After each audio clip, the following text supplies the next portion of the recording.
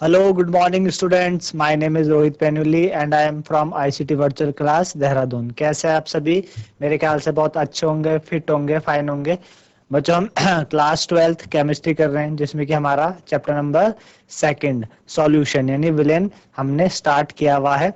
और इससे पहले हम क्या कर चुके हैं, इससे पहले हम जान चुके कि सॉल्यूशन होते कैसे हैं, ठीक। और हमने क्या समझा था कि जो कंसंट्रेशन टर्म्स होती है सॉल्यूशंस को एक्सप्रेस किस तरीके से किया जाता है, कौन कौन सी ऐसी टर्म्स हैं जिस टर्म्स में हम सॉल्यूशन को एक्सप्रेस करते हैं, वो चीज हमने पढ़ी। हमने मास बाय मास परसेंटेज में देखा, mass by volume percentage, volume by volume percentage, ठीक है ना। हमने मोलैरिटी देखी यानी मोलरता, हमने आपकी मोलैलिटी देखी, मोललता, ठीक है ना। मोल अंश यानी मोल फ्रैक्शन के बारे में हमने समझा, उसके बेस कुछ न्यूमेरिकल भी हमने किए थे, ठीक है ना। तो आज हम बच्चों क्या करेंगे, आज हम उससे आगे चलेंगे, हम सॉल्युबिलिटी की बात करेंगे, है ना। हम सॉल्युबिलिटी की बात करेंगे कि सॉल्युबिलिटी कौन चीजें किस में घुल सकती है ना, कैसी चीजें किसी पर्टिकुलर चीज में घुल सकती है या नहीं घुल सकती है, आज हम उसके बारे में बात करेंगे, ठीक है ना।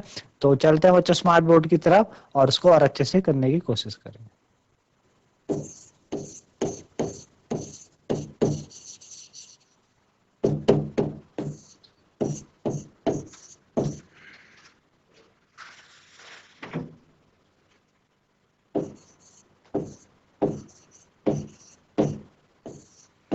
ठीक, बिलेता।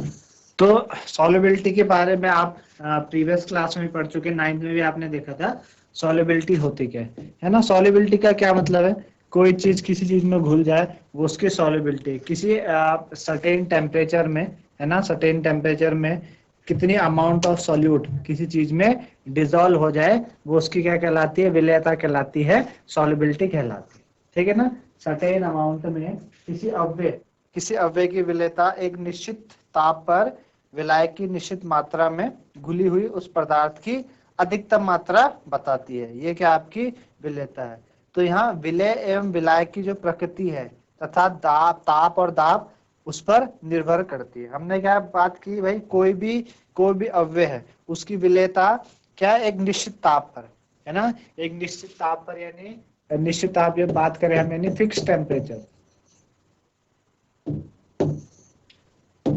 फिक्स टेम्परेचर पर, है ना, एक निश्चित ताप पर, ठीक, फिक्स टेम्परेचर पर एक निश्चित ताप पर, ठीक है, विलायक की निश्चित मात्रा में घुली हुई पदार्थ की अवस्था, ठीक है ना। या आप बोलो amount of substance, amount of solute dissolve in unit volume of particular solvent, ठीक है ना। आपको समझ आ रहा है कि फिक्स टेम्परेचर में कोई जो सॉल्यूट है, फिक्स टेम्परेचर में कोई जो सॉल्यूट है यानी विलेय है, फिक्स टेम्परेचर पे कोई सॉल्यूट है, विलेय है, वो किस में आपका डिसॉल्व हो जाए, किस में घुला हो, आपका विलायक में घुला हो, ठीक है। विलायक यानी सॉल्वेंट में घुला हो, वो उसकी क्या कहलाती है, वो उसकी सॉल्युबिलिटी विलेयता कहलाती है, ठीक है ना। सॉल्युबिलिटी विलेयता कहलाती है, ठीक है ना। तो ये आपकी सॉल्युबिलिटी विलेयता है। और विलेय और विलायक की जो प्रकृति है वो ताप और दाब पर क्या करती है, ताप और दाब यानी टेम्परेचर और प्रेशर पे डिपेंड करती है, ठीक है ना। किसमें करेगी बच्चों, टेम्परेचर और प्रेशर में डिपेंड करेगी, ठीक है ना। तो मिलके ये क्या करते हैं, सैचुरेटेड सॉल्यूशन फॉर्म करते हैं। सैचुरेटेड सॉल्यूशन का मतलब सॉल्यूट डिसॉल्व हुआ सॉल्वेंट में, और अब और ज्यादा सॉल्यूट विलायक में डिसॉल्व नहीं हो सकता, और ज्यादा सॉल्यूट क्या हो सकता है, डिसॉल्व नहीं हो सकता किसमें, सॉल्वेंट में, तो वो सैचुरेटेड सॉल्यूशन है ना। आप सैचुरेटेड सॉल्यूशन के बारे में जानते हैं, सैचुरेटेड सॉल्यूशन, सैचुरेटेड सॉल्यूशन क्या हो गया कि एक फिक्स्ड अमाउंट ऑफ सॉल्यूट क्या हो, डिसॉल्व हो जाए, फिक्स्ड अमाउंट ऑफ सॉल्यूट,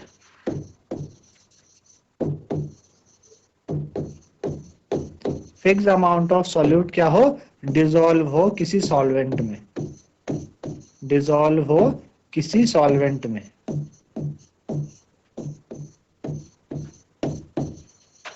ठीक है, किसी सॉलिड में फिक्स अमाउंट ऑफ सॉल्यूट क्या हो, डिजोल्व हो। अब इससे ज्यादा नहीं, सपोज एक गिलास पानी में 1 चम्मच चीनी, 2 चम्मच चीनी, हद से ज्यादा 3 चम्मच चीनी क्या हो सकती है, डिजोल्व हो सकती है, तो वो सैचुरेटेड है। अब डिजोल्व होना, चीजें बंद हो गई, तो ये सैचुरेटेड सॉल्यूशन आपके कहलाते हैं।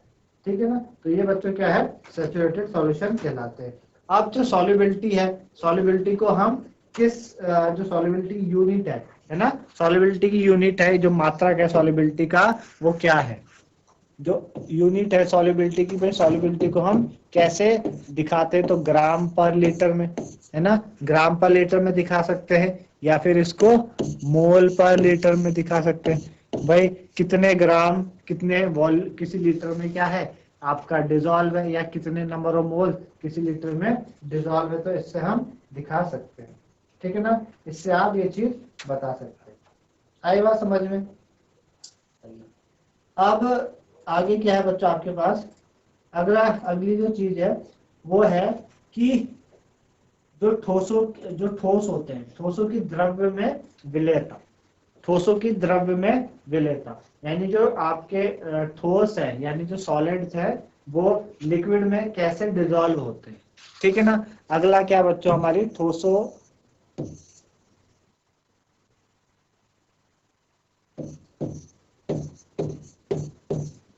की द्रव्य में, ठोसों की द्रव्य में विलेयता।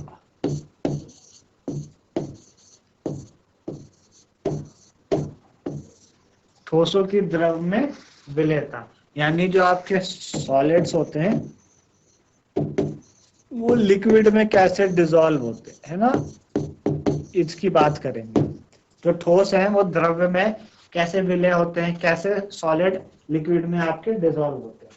तो जो भी ठोस है बच्चों, वो हर एक ठोस द्रव्य में नहीं घुलता, मतलब हर एक जो सॉलिड है वो डिसॉल्व नहीं होता, है ना, हर सॉलिड आपका, हर सॉलिड लिक्विड में डिसॉल्व नहीं होगा, हर सॉलिड आपका लिक्विड में क्या डिसॉल्व नहीं होता, हर सॉलिड लिक्विड में डिसॉल्व नहीं होता, है ना, हर हर एक सॉलिड लिक्विड में डिसॉल्व नहीं होते, कुछ कुछ होते हैं, जैसे कि सोडियम क्लोराइड या आपका जो आपका शुगर है, वो तो आसानी से घुल जाते हैं, है ना। आपको पता है कि जो सोडियम क्लोराइड है, जैसे कि NaCl हो गया, NaCl है या शुगर है, ये इजिली क्या हो जाते हैं, डिजोल्व है, ये इजिली आपके डिजोल्व हो जाते हैं, घुल जाते हैं लिक्विड में, इजिली लिक्विड में घुल जाते हैं, डिजोल्व हो जाते हैं। लेकिन आपका जैसे कि आपका नेप्थलीन हो गया, है ना, आपका नेप्थलीन है या एंथ्रासीन है ना, आपका नेप्थलीन है, एंथ्रासीन है, ठीक है, ये आपके लिक्विड में डिसॉल्व नहीं होते, ये लिक्विड में डिसॉल्व नहीं होते। तो हमने हमने बात की कि हर सॉलिड लिक्विड में डिसॉल्व नहीं होता, हमने कुछ सॉलिड के एग्जांपल लिए वो हो रहे हैं, कुछ के एग्जांपल लिए वो नहीं हो रहे, है ना। अच्छा, नेप्थलीन और एंथ्रासीन बेंजीन में आसानी से घुल जाते हैं, लेकिन अगर मैं इनकी बात करूं, नेप्थलीन और एंथ्रासीन, इन दोनों की बात करें, तो ये दोनों बेंजीन में तो क्या हो जाएंगे, इजिली क्या हो जाएंगे, डिसॉल्व हो जाएंगे, है ना, बेंजीन में क्या हो जाएंगे इजिली। भाई नेप्थलीन और एंथ्रासीन लिक्विड में डिसॉल्व नहीं हो रहे, लेकिन नेप्थलीन और एंथ्रासीन आपके बेंजीन में क्या हो पा रहे हैं, डिसॉल्व हो रहे हैं।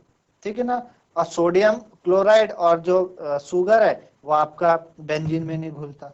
तो बोला गया कि जो पोलर सॉल्यूट होते हैं, पोलर सॉल्यूट, वो पोलर सॉल्वेंट में ही क्या होते हैं, डिसॉल्व होते हैं।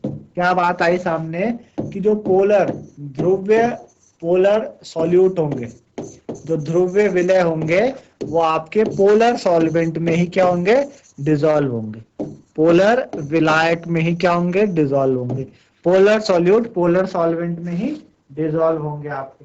ये बात हमारे सामने आई। और जबकि आपके नॉन पोलर में होंगे, है ना, जो नॉन पोलर सॉल्यूट होंगे, नॉन पोलर सॉल्यूट, वो आपके नॉन पोलर सॉल्वेंट में ही डिसॉल्व होंगे, नॉन पोलर सॉल्वेंट में ही क्या होंगे, डिसॉल्व होंगे। तो यहाँ से क्या बात सामने आई, यहाँ से हम हमारे पास एक कंक्लूजन आया कि लाइक डिसॉल्व्स लाइक, है ना, like dissolves like dissolve like, जो लाइक होंगे वो लाइक को डिजोल्व करेंगे, है ना। लाइक डिजोल्व लाइक यानी एक समान, मतलब क्या होंगे, समान समान को घोलेगा, मतलब समान समान चीजें एक चीजों में घुलेंगी। लाइक डिजोल्व लाइक का मतलब समान समान को घोलता है, ठीक है ना, समान समान को घोलता है, ठीक है, समान समान को घोलता है।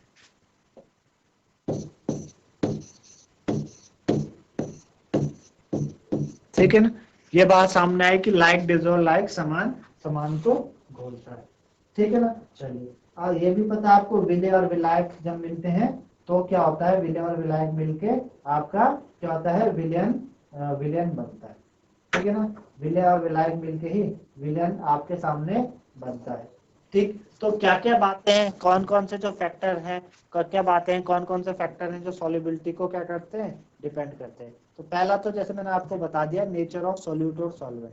नेचर ऑफ सॉल्यूट और सॉल्वेंट में मैंने आपको बताया कि आपका जो जो लाइक होंगे वो लाइक में ही क्या होंगे, डिजोल्व होंगे। तो पहली बात हमने ये करी कि जो पोलर सॉल्यूट है या पोलर सॉल्यूट है वो पोलर सॉल्वेंट में ही क्या होंगे, डिजोल्व होंगे, एक समान में ही क्या होते हैं, डिजोल्व होते हैं, ठीक है ना। दूसरी बात है बच्चों, ताप का प्रभाव, है ना, टेम्परेचर। दूसरा है बच्चों टेम्परेचर, है ना, टेम्परेचर यानी ताप, ताप का प्रभाव, टेम्परेचर यानी ताप का प्रभाव। टेम्परेचर यानी ताप का प्रभाव क्या कहता है, टेम्परेचर ताप का प्रभाव ये कहता है कि आपके पास जो सॉल्यूट और सॉल्वेंट है, सॉल्यूट और सॉल्वेंट मिला के इन्होंने क्या करना है, सॉल्यूट और सॉल्वेंट मिला के आपके पास सॉल्यूशन तैयार होता है, ठीक है ना, सॉल्यूशन तैयार होता है। तो अगर हम टेम्परेचर को बढ़ा दें, अगर हमारे पास क्या हो बच्चों, हमारे पास अगर सपोज हमारे पास एंडोथर्मिक रिएक्शन है ना, एंडोथर्मिक रिएक्शन, टेम्परेचर से आपको पता है, टेम्परेचर का मतलब क्या होता है, हीट रिक्वायर्ड। जब आप क्या दे रहे हो, किसी चीज को हीट दे रहे हो, है ना, किसी चीज को क्या दे रहे हो, हीट दे रहे हो। तो अगर एंडोथर्मिक रिएक्शन है, तो एंडोथर्मिक रिएक्शन में क्या होगा कि आपका जो टेम्परेचर है वो बढ़ेगा। तो टेम्परेचर बढ़ने से सॉल्युबिलिटी भी क्या करने लगती है, इंक्रीज करती है।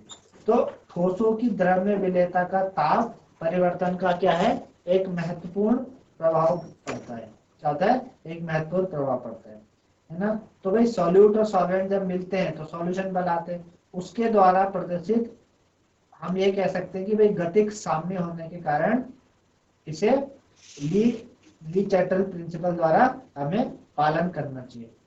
मतलब कैसे, अगर कोई आपका विलेन क्या हो, कोई विलेन आपका ऊष्म शोषी हो, कोई विलेन आपका ऊष्म शोषी हो, ऊष्म शोषी यानी ताप के बढ़ने पर विलेयता बढ़नी चाहिए। अगर ताप बढ़ेगा तो विलेयता क्या होगी, बढ़ेगी, है ना। ऊष्म शोषी आपका एंडोथर्मिक, ऊष्म शोषी यानी आपका क्या हो जाएगा, एंडोथर्मिक। ताप बढ़ा तो ताप बढ़ने से अगर हम बोले सॉल्यूशन में हमने क्या दी, हीट दी, ताप बढ़ा तो ताप बढ़ने से विलेयता भी बढ़नी चाहिए, नहीं सॉल्युबिलिटी भी बढ़नी चाहिए। आपने ताप कैसे बढ़ेगा, आपने सपोज आपका एक गिलास चीनी में आपने 2 चम्मच, एक गिलास पानी में 2 चम्मच चीनी घोलनी है, तो 2 चम्मच चीनी क्या हो गए बच्चों, घुल गई, 2 चम्मच चीनी डिजोल्व हो गई।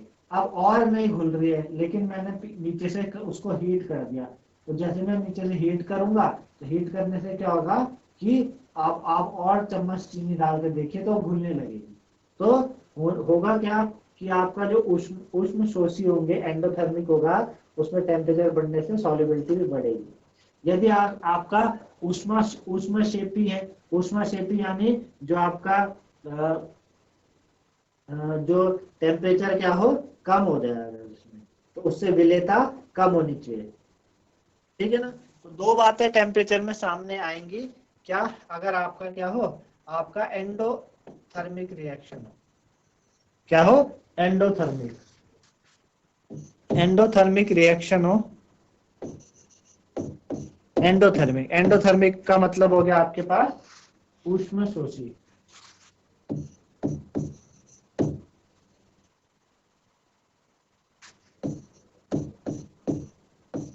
ठीक है, ऊष्मा शोषी। तो इसमें क्या हो जाएगा बच्चों की, जो डेल्टा एच होगा, है ना। तो आपके पास डेल्टा एच होगा वो ग्रेटर देन 0, यानी टेम्परेचर क्या आपने बढ़ा रखा है। तो यहाँ पे जो सॉल्युबिलिटी होगी, आपकी जो विलेयता है, सॉल्युबिलिटी विलेयता, वो भी क्या होगी, इंक्रीज करेगी। सॉल्युबिलिटी विलेयता भी क्या करेगी, इंक्रीज करेगी। लेकिन अगर एक्सोथर्मिक रिएक्शन है, क्या है, एक्सोथर्मिक, एक्सोथर्मिक रिएक्शन है, ऊष्मक्षेपी है,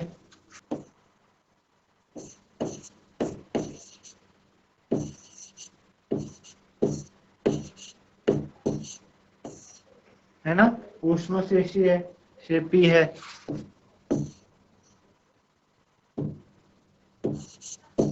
ठीक है ना, मतलब जो डेल्टा एच हो वो लेस देन 0, डेल्टा एच क्या हो, लेस देन 0 हो, तो विलेयता कम होगी। जो आपकी सॉल्युबिलिटी है, विलेयता है, सॉल्युबिलिटी है, विलेयता वो डिक्रीज हो जाएगी, कम हो जाएगी। डाउनवर्ड एरो का मतलब डिक्रीज हो रही है, अपवर्ड एरो का मतलब इंक्रीज हो रही है। अपवर्ड एरो इंक्रीज हो रही है और डाउनवर्ड एरो डिक्रीज हो रही है। क्या हो रही है, डिक्रीज हो रही है ना। और यहाँ पे क्या हो रही है, इंक्रीज हो रही है। ये आपका इंक्रीज कर रही है, उधर डिक्रीज कर रही है। तो एक्सोथर्मिक रिएक्शन हो तो डिक्रीज करेगी, एंडोथर्मिक रिएक्शन हो तो इंक्रीज करेगी। ठीक है ना। तो ये आपका क्या बच्चों, ताप का प्रभाव है। इसका प्रभाव है ताप का, टेम्परेचर का प्रभाव। ठीक है ना, समझ आया होगा। अब अगला है आपके पास,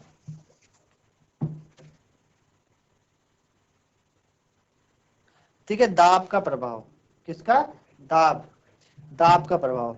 तो दाब का प्रभाव क्या होता है, यानी दाब यानी प्रेशर का, है ना, इफेक्ट ऑफ प्रेशर। अगला बच्चा आपका इफेक्ट ऑफ प्रेशर, तीसरा है प्रेशर। प्रेशर यानी दाब, क्या हो, प्रेशर यानी दाब, प्रेशर है यानी दाब है। तो ठोसों की द्रव्य विलेयता का दाब पर कोई सार्थक प्रभाव तो पड़ता नहीं। ऐसा इसलिए होता है क्योंकि ठोस एवं द्रव अत्यधिक क्या है, संपीड़ित होते हैं। ठोस भी और द्रव भी अत्यधिक क्या है, असंपीड़ित होते हैं, एवं दाब परिवर्तन में समानता अप्रभावित रहते हैं। ठीक है ना, ये रही दाब का प्रभाव, यानी जो इफेक्ट ऑफ प्रेशर है उसका प्रभाव होता है। ठीक है ना। तो सॉलिड स्टेट में और लिक्विड स्टेट में आपका जो प्रेशर है वो एप्लीकेबल बिल्कुल भी नहीं करता। क्यों नहीं एप्लीकेबल करता, क्योंकि जो भी आपके जो ठोस है, सॉलिड है, और जो लिक्विड है, दोनों इनकम्प्रेसिबल है ना। तो इसका कोई इफेक्ट नहीं है, दाब का कोई इफेक्ट नहीं होता किसमें, ठोसों में, सॉलिड्स में, ठीक है ना, और लिक्विड्स में भी, ठोसों में भी और लिक्विड में भी। क्यों नहीं होता, क्योंकि दोनों के दोनों कैसे हैं, इनकम्प्रेसिबल, इनको आप कंप्रेस नहीं कर पाओगे ना, असंपीड्य है, इनकम्प्रेसिबल। आप इनको पिचकाने की कोशिश करो तो पिचकते नहीं है, इनकम्प्रेसिबल है दोनों के दोनों, है ना। तो इफ इनका क्या होता है, नो इफेक्ट, प्रेशर का कोई इफेक्ट नहीं होता, सॉलिड्स और लिक्विड में कोई इफेक्ट इनका नहीं होता। ठीक है ना, इतनी बात मेरे ख्याल से समझ में आएगी कि ठोसों का किस तरह से कोई इफेक्ट नहीं होता। ठीक, चलिए अब अगली बात है बच्चों, अगला जो है वो है आपका गैसों की द्रव में विलेयता, यानी जो आपके जो गैस होती हैं वो कैसे वो करती हैं, कैसे विलय हैं, यानी जो गैस है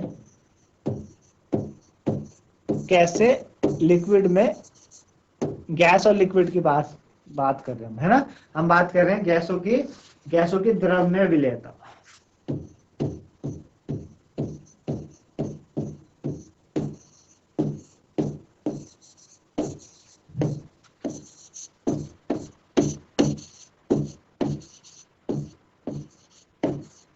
यानी जो गैसेस है उनकी सॉल्युबिलिटी लिक्विड में कैसे होती है, गैसेस की सॉल्युबिलिटी लिक्विड में कैसे होती है, इसकी बात हमें करनी है।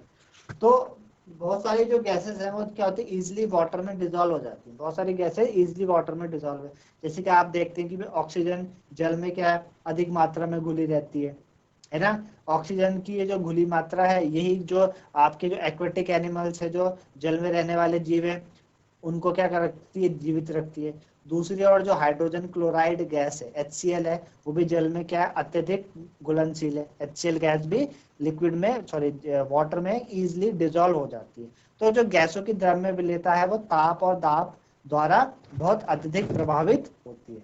यानी आपकी जो गैस डिजोल्व होनी है वाटर में, लिक्विड में, वो ताप पे यानी टेम्परेचर में और प्रेशर में, दोनों में क्या करती है, बहुत ही ज्यादा डिपेंड करती है। दाब बढ़ने पे क्या होगा बच्चों, गैसें की विलेयता बढ़ जाती है। तो अगर आप क्या करो, दाब बढ़ाओगे, आप दाब यानी प्रेशर बढ़ाओगे, तो प्रेशर बढ़ाने से जो गैसों की विलेयता है वो भी क्या हो जाएगी, बढ़ जाएगी, है ना। क्योंकि गैसेस क्या है आपकी, गैसेस आपकी कंप्रेसिबल है ना। गैसेस क्या है, कंप्रेसिबल है, इजिली क्या हो जाती है, कंप्रेस कर सकते हैं। तो प्रेशर बढ़ाने पे, यानी दाब बढ़ाने पे जो सॉल्युबिलिटी है गैसेस की वो इंक्रीज कर जाएगी। सॉल्युबिलिटी क्या हो जाएगी गैसेस की, इंक्रीज। अपवर्ड एरो का मतलब इंक्रीज हो रहा है, अपवर्ड एरो का क्या मतलब है, इंक्रीज कर रहा है, ठीक है ना। तो कंप्रेसिबल गैसेस को आप कंप्रेस करके, आप देखते हैं कि हमारे जो घरों में सिलेंडर्स आते हैं, LPG सिलेंडर, है ना, उसमें हमने गैसेस भरी हुई, तो गैसेस क्या है, कैसे आ रखी है, उसमें कंप्रेस फॉर्म में आ रखी है। इसी तरीके से आप हॉस्पिटल्स में जो ऑक्सीजन सिलेंडर्स होते हैं, है ना, वो भी कैसे आती हैं, वो भी इसी तरीके से उनको कंप्रेस करके लाते हैं। तो प्रेशर को बढ़ाने से सॉल्युबिलिटी यानी विलेयता गैसों की बढ़ जाती है, लिक्विड में गैसों की बढ़ जाती है, ठीक है ना। अच्छा, दूसरा क्या है, दूसरी चीज है आपकी, तो इसी से आपका क्या होता, सबसे पहले आपके जो हेनरी थे, है ना, हेनरी, उन्होंने एक अपना लॉ दिया था, हेनरी लॉ। इससे रिलेटेड हेनरी ने क्या किया बच्चों, अपना एक लॉ दिया, हेनरी लॉ। हेनरी लॉ था क्या, हेनरी लॉ ने बोला कि भाई जो सॉल्युबिलिटी होगी गैस की, है ना, तो सॉल्युबिलिटी होगी गैस की किसी भी लिक्विड में, वो डायरेक्टली प्रोपोर्शनल होती है partial pressure of that gas, उस गैस के अबव द लिक्विड सरफेस, ठीक है ना। कोई भी गैस है, उस गैस की जो विलेयता होगी, है ना, हेनरी के अनुसार, कि स्थिर ताप पर किसी गैस की द्रव्य विलेयता द्रव अथवा विलयन की सतह पर पड़ने वाले गैस के आंशिक दाब के समानुपाती होती है। ये किसने बात करी, आपकी हेनरी ने बात करी, ठीक है ना, एक करी बात हेनरी ने, ठीक है ना। चलिए, ये बात आपको मेरे ख्याल से समझ में होगी।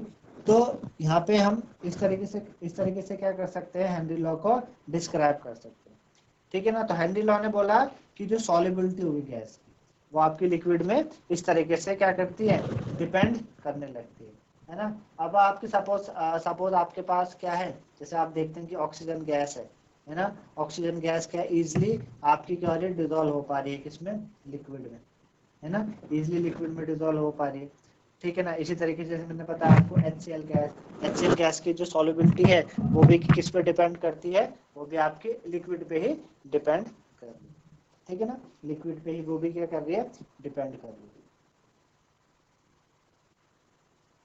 ठीक। चलिए, तो जैसे कि मैंने बात करी, हमारे पास क्या है,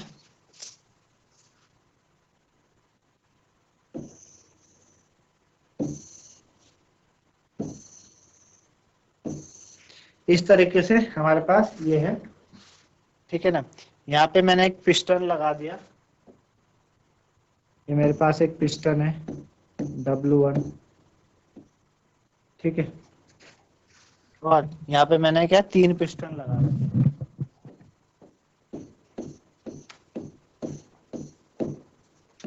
W1, W2, W3, ठीक। यहाँ पे एक पिस्टन है W1, और इधर हमारे पास क्या है, 3 पिस्टन है W1, W2, W3, है ना। तो आप जैसे चित्र में देख पा रहे होंगे, अब मॉलिक्यूल्स भी देख लो आप,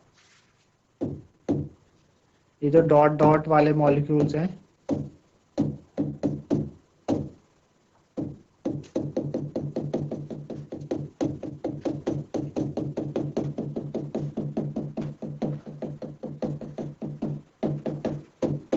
है ना, इसको मैं ए डायग्राम बोल देता हूँ, इसको क्या बोल देता हूँ, बी बोल देता हूँ, ठीक है ना, ए और बी, ठीक।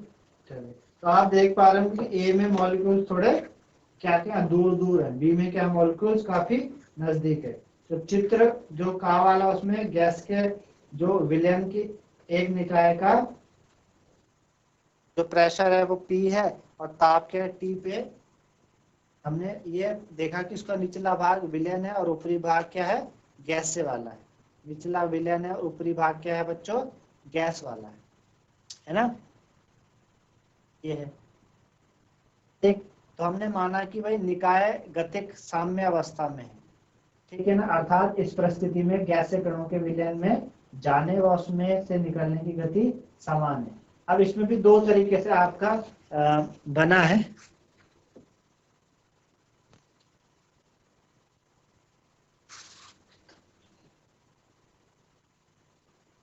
ठीक है ना, ये है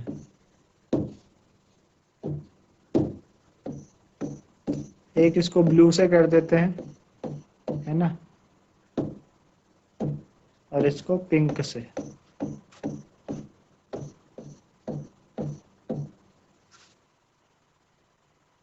ठीक, तो इसमें जो निचला वाला भाग है वो आपका क्या है, आपका लिक्विड है, और ऊपरला वाला भाग क्या है, गैस है। नीचे वाला भाग लिक्विड है, ऊपर वाला भाग क्या है, गैस है। ये आपका लिक्विड है पिंक वाला, और ब्लू वाला क्या है, लिक्विड है। तो इसको अगले लेक्चर में समझाएंगे बच्चों और तरीके से भी, समय का अभाव होने के कारण। तो अभी हमने क्या किया बच्चों, हमने सॉल्युबिलिटी के बारे में कहा कि जो विलेयता है वो किस तरीके से होती है। हमने सॉलिड्स की लिक्विड में विलेयता देखी, चेक करी कि किस तरीके से होती है, कौन कौन से ऐसे कौन कौन से ऐसे फैक्टर्स है जिसपे कि जो सॉल्युबिलिटी है वो डिपेंड करती है। फिर हमने बात करी गैसेस की लिक्विड पे, है ना। गैसेस की लिक्विड में हम समझ रहे थे, जिसमें आपको होता है हेनरी लॉ आया था एक, है ना। तो आज समय का अभाव होने के कारण मैं इसको यहीं पे छोड़ के जा रहा हूँ। अगले भाग में हम इसको और बेहतर से समझाएंगे हेनरी लॉ के बारे में, ठीक है ना। तो आज के लिए बच्चों इतना ही। इसी तरीके से आप पढ़ते रहिए। नमस्कार, हैव अ नाइस डे।